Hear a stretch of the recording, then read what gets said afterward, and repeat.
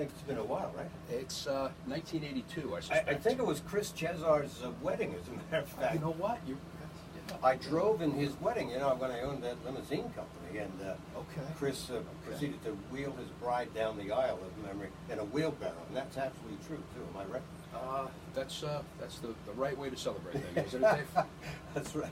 I'm talking to Dan Gilligan. Dan is the state director of an organization known as Convention of States. And Dan, what is really interesting to me is I had a chance to talk to Tom Coburn, I think former senator, was he? Yes. I believe, and about a month or so ago, and really got interested in Convention of States and what it's all about. So let's acquaint our listening audience, and before or after I welcome you to the program, about what Convention of States is all about, what you're attempting to do, Sure. and perhaps also, if you want to get folks involved, how they might get involved with Convention of States. So let me welcome Dan Gilligan, who is the State Director of Convention of States, to the program. Dan, it's great to see you. Yeah, it's great to see you, Dave, and thank you very much for having us in here. Well, you're quite welcome. And so, this is a topic that is near and dear to me. Convention of States is a very conservative organization, is it not? Well, I'm not sure about that. Yeah. We have an appeal to people across the political spectrum, because what Convention of States is about is it's a method by which regular people, regular citizens like us, acting together and acting with our state legislators and through our state legislatures, can have effect at the federal level. Our organization happens to be concerned that the federal government is essentially doing more than it was intended to do, and we're concerned about that. So we are not alone in that. That is something that is troubling to a great many people, and people, even if they can't articulate exactly what it is that's wrong, we know that there's too much federal spending and arguably too much federal power. So Convention of States is a legitimate way in which people can get together and essentially act as a check on the federal government. The states, as you mentioned, the states were granted that power under Article 5 of the Constitution. So it's very powerful, it's very honorable and patriotic, and also legitimate, because we're not kind of taking a shot at this because we have a great idea that we hope will work. We're simply reflecting back and looking at the Constitution and saying, hey, these guys were really prescient, and they left us this tool, having some anticipation that the federal government might wind up in the condition that it's in today. And they left us this tool in order for the states to kind of assume back that that power that they have, and help our federal government to kind of correct itself. Now, under Article 5, if I've read it correctly, Congress also has the power to do this by a three-fourths majority. Am I correct? You're right. And so the idea, and so our listening audience understand what Convention of States is all about. The idea is to get actually about 3/4 of the states in the country to agree to a Convention of States where changes to the Constitution can be made to perhaps solve some things like this tremendous budget deficit we have, and other problems that exist too. When I was talking to Tom Coburn, former Senator Coburn, about a month or so ago, one of the things that that we talked about was the fact that it seems awfully futile that there just seems to be nothing getting done.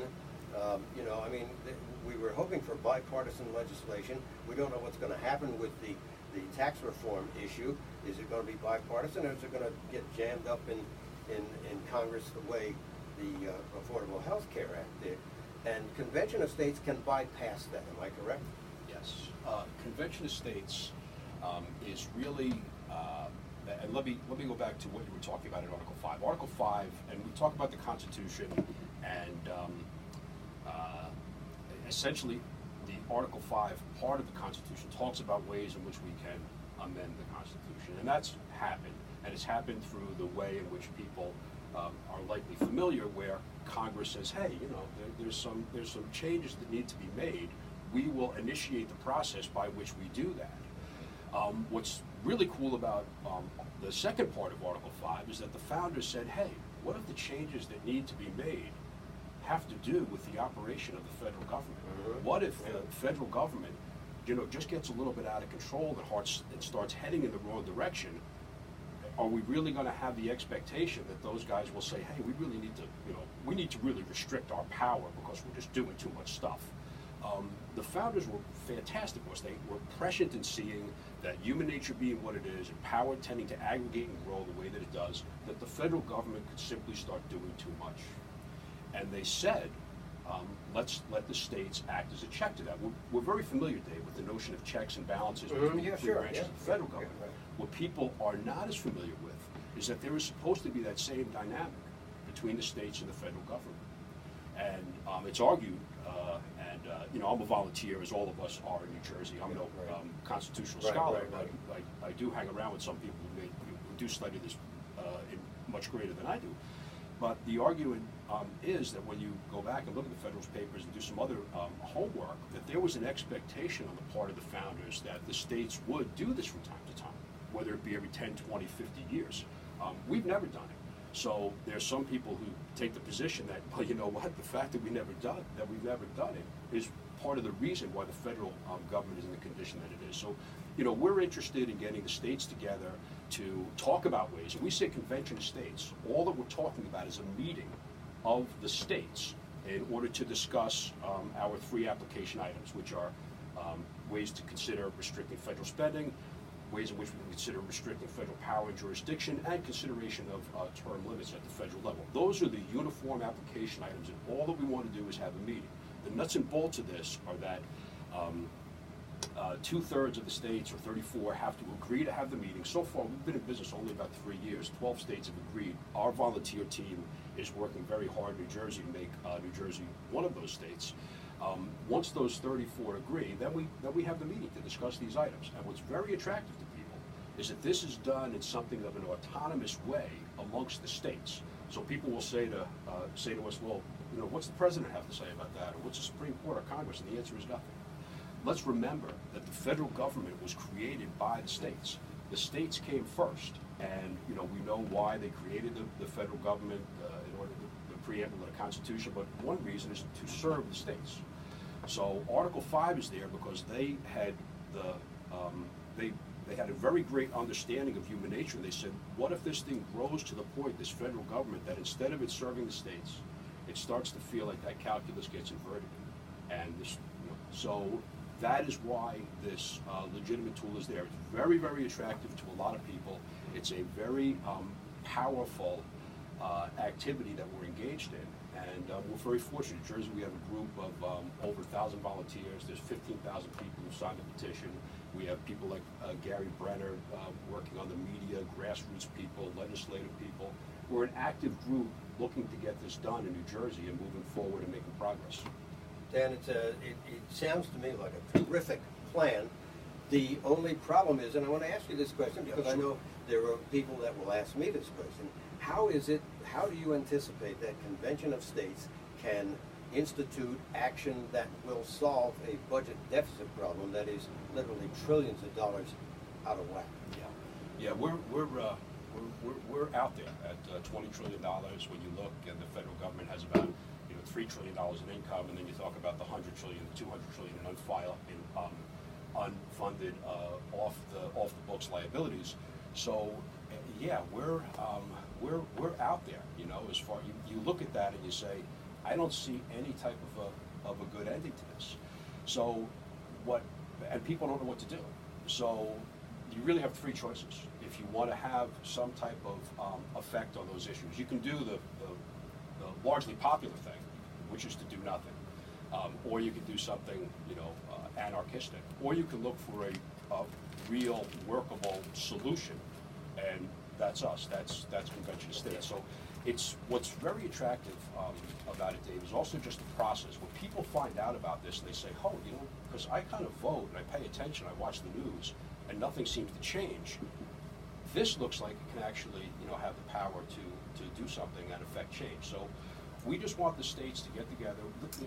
It appears that these issues of federal spending, federal power, and jurisdiction are issues that the federal government is almost structurally incapable of addressing in any type of a meaningful way.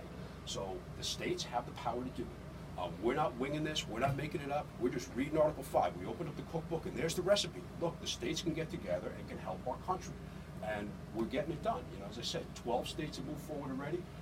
We're growing in New Jersey. We have a lot of, you can go conventionstates.com. If you go to cosaction.com, there's a New Jersey page, and you can, see how to get in touch with us. Just slow down a second. Give us those websites again, because if folks want to find out, I mean, we've only begun, and unfortunately we're out of time, we've only begun to just kind of whet some appetites, hopefully. Yeah. So slowly, give us the websites that folks can go on to find out more about Convention of States. Absolutely, thank you, Dave. Yeah, we're a national organization, and we have a very robust website. You can get lost in there for days learning all about our project. It's conventionofstates.com. The other one is cosaction.com. And there's actually a New Jersey page you can click on, and you can talk to all of us, and you can call me and call Gary and call Lee and call Bill and call all of the team, and work with us. We have attorneys, we have restaurant guys. I own an insurance business. We have people who don't have a political background, but we're all finding a role. Gary's a contractor. He's our media guy. So conventionestates.com is where you can learn more, and we look forward to to hearing from you. Okay, very good. And folks could find out how they can get involved by going on the website as well. Am I correct? Absolutely. Yes. All right. Dan Gilligan, my guest, State Director of Convention of States. This is an action organization that is attempting to, through Article 5 of the Constitution, to make changes to our government and the way government operates from a standpoint of dealing with issues like budgets and all bunch of other things. Am I right, Dan? We're here to help the country in a very honorable, patriotic, and powerful way, Dave. Dan, thank you so much for being my guest. It's great to see you, and we will be back in just a moment. Thank you, Dave. Left the entire month of September.